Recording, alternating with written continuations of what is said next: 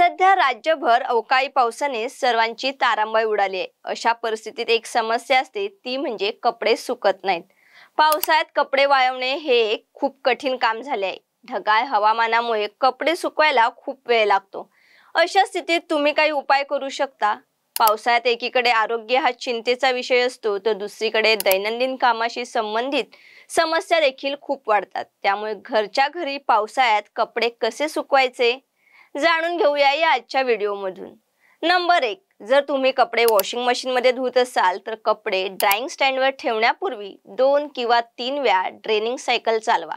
पण जर तुम्ही कपडे हाताने धुवत असाल तर ते कपडे स्टँडवर ठेवण्यापूर्वी जास्तीचे पाणी बाथरूम मध्ये आधी टपकण्यासाठी ठेवा। नंबर 2, कपडे वाळवण्याच्या स्टँडवर हँगर्स वापरा। यामुळे जास्त कपडे सुकण्यास मदत होईल।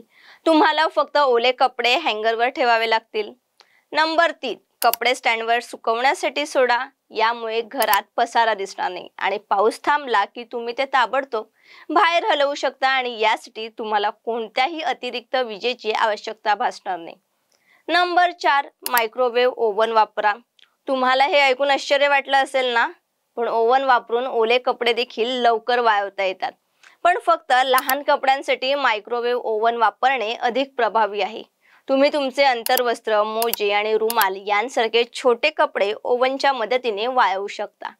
नंबर 5, सूर्यप्रकाशाशिवाय ओले कपडे काही मिनिटात वाळवण्याचा सर्वात सोपा आणि प्रभावी मार्ग म्हणजे त्यांना इस्त्री करणे। जर तुम्ही कपडे हळूहळू दाबले तर पाणी वाफेत बदलेल आणि तुमचे कपडे सुकतील। तथापि इस्त्री करण्यापूर्वी कपडे धुवा, चांगले पिळून घ्या आणि काही वेळ दोरीवर लटकवा आणि नंतर इस्त्री करा।